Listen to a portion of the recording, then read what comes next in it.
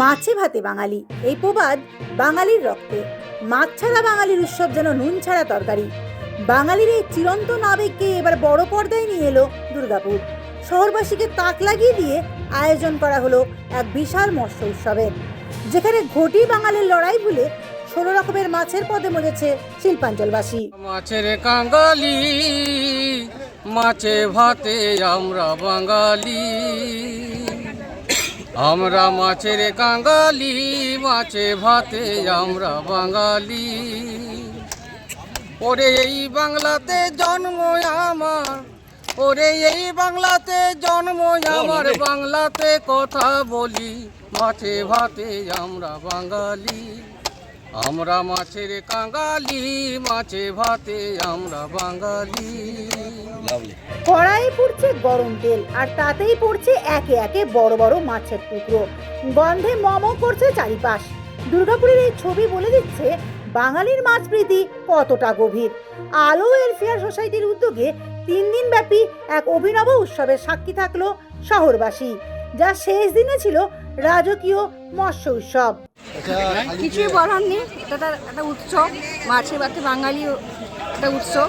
এখানে একটু মাছ তো থাকবেই, অবশ্যই মাছ থাকবে। আমি মাছ নিয়েছি, ভাত অন্য প্লেটে আছে, ভাত নিয়ে আসবো। একটু দেখছেন 5 রকমের মাছ পেয়েছি, এখন 3 রকমের মাছ পাওয়া বাকি আছে, দেখছি প্রায় আমাদের বাড়ির সামনে কাছাকাছি অনুষ্ঠানটা হয়, তো প্রতি বছরই আসা হয়।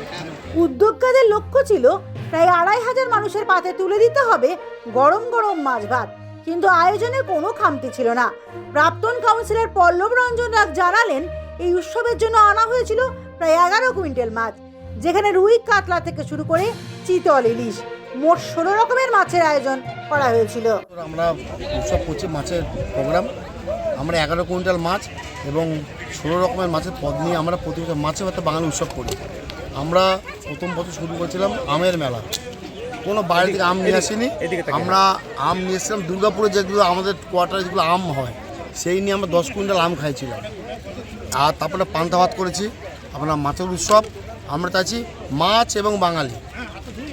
ইস্ট বেঙ্গল থাকবে, মোহনবাগান থাকবে, শুটকি থাকবে, চিংড়ি থাকবে, ইলিশ থাকবে। আমরা চাইছি সবাই একে এক করে পড়বে। আমরা চাইছি মাছের গন্ধ যারা পায় তারা কিন্তু কীভাবে পায় আমি জানি না, কিন্তু বাঙালি মাছ খাবে, বাংলার জয় হবে।